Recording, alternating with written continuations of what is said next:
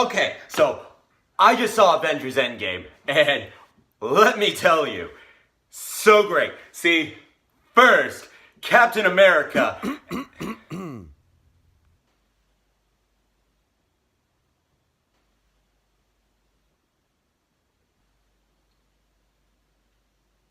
What are you even doing here? I mean, you can't even, you shouldn't even be in my house. I mean, he followed me home from the theater. And, oh, okay. We're cool. Everything's cool, bro. Everything's cool. Put the gun away.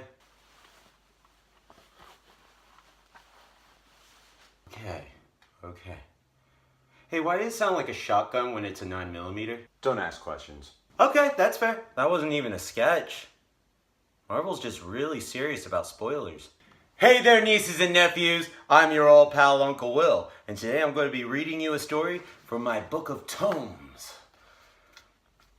It's just a small book of stories that I have. And I'm going to read one to you. Evelyn, this is the first story I'm reading to you. Ryan, this is another story that I'm reading to you. And today we're going to be reading the story of Rumplestiltskin.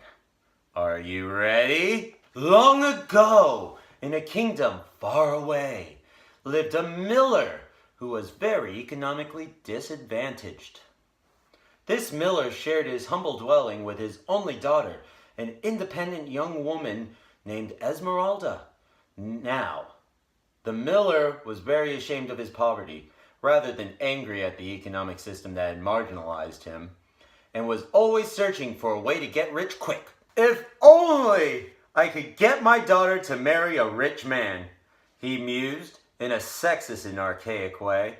She'll be fulfilled, and I'll never have to work another day in my life. To this shabby end, he had an inspiration. He would start a rumor that his daughter was able to spin common barnyard straw into pure gold. With this untruth, he would be able to attract the attention of many rich men and marry off Esmeralda. The rumor spread through the kingdom in a manner that just happened to be like wildfire, and soon reached the prince. As greedy and gullible as most men of his station, he believed the rumor and invited Esmeralda to his castle for a May Day festival. But when she arrived, he had her thrown into a dungeon filled with straw and ordered her to spin it into gold. Locked in the dungeon, fearing for her life, Esmeralda sat on the floor and wept. Never had the exploitativeness, these words are hard, of the patriarchy been made so apparent to her. As she cried, a diminutive man in a funny hat appeared in the dungeon. "Why are you crying, my dear?" he asked. Esmeralda was startled, but answered him, "The prince has ordered me to spin all this straw into gold." "But why are you crying?" he asked again. "Because it can't be done." "What are you, specially abled or something?" The differently statured man laughed and said, "Dearie, you are thinking too much with the left side of your brain, you are. But you are in luck. I will show you how to perform this task. Yes, but first you must promise me what I want in return." With no alternative, Esmeralda gave her assent. To turn the straw into gold, they took it to a nearby farmers' cooperative, where it was used to thatch an old roof. With a drier home, the farmers became healthier and more productive, and they brought forth a record harvest of wheat for local consumption. The children of the kingdom grew strong and tall, went to a cooperative school, and gradually turned the kingdom into a model democracy with no economic or sexual injustice and low infant mortality rates. For his part, the prince was captured by an angry mob and stabbed to death with pitchforks outside the palace. As new investment money poured in from all over the world, the farmers remembered Esmeralda's generous gift of straw and rewarded her with numerous chests of gold. When all this was done, the diminutive man with the funny hat laughed and said, "That is how you turn straw into gold." Then his expression became menacing. "Now that I have done my work, you must fulfill your part of the bargain. You must give me your firstborn child. Esmeralda shot back at him. I don't have to negotiate with anyone who would interfere with my reproductive rights. The vertically challenged man was taken aback by the conviction in her voice. Deciding on a change in tactics, he said slyly, Fair enough, dearie. I'll let you out of the bargain if you can guess what my name is. All right, said Esmeralda. She paused a second, tapped her chin with her finger, and said, Would your name be, oh, I don't know, maybe Rumplestiltskin? Ah! Shrieked the man of non-standard height. But, how did you know? She replied, You're still wearing your name badge from the Little People's Empowerment Seminar. Rumpelstiltskin screamed in anger and stamped his foot, at which point the earth cracked open and swallowed him up in a rush of smoke and sulfur.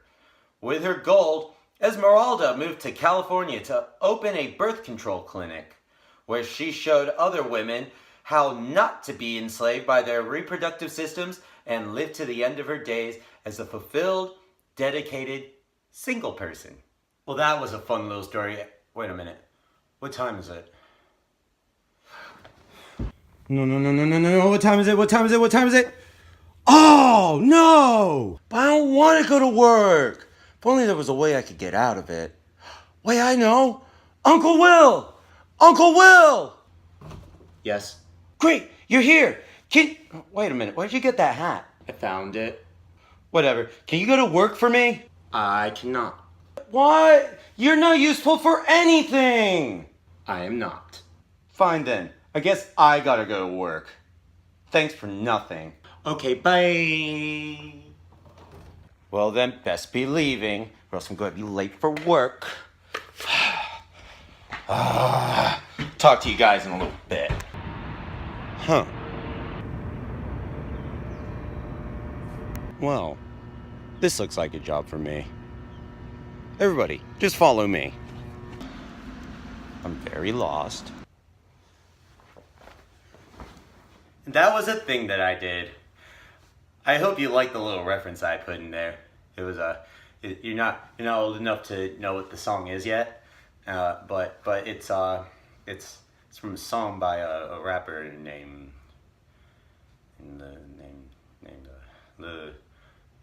Lil Skittle. Yeah, Lil Skittle. Well, that was just a little look at what Uncle Will does as a job. But I hope you really liked that first story, Evelyn. And Nephew Ryan, I hope you liked it too. But,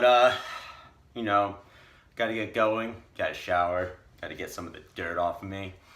But, special little treat for you guys. For my final act, I'm going to shred this guitar.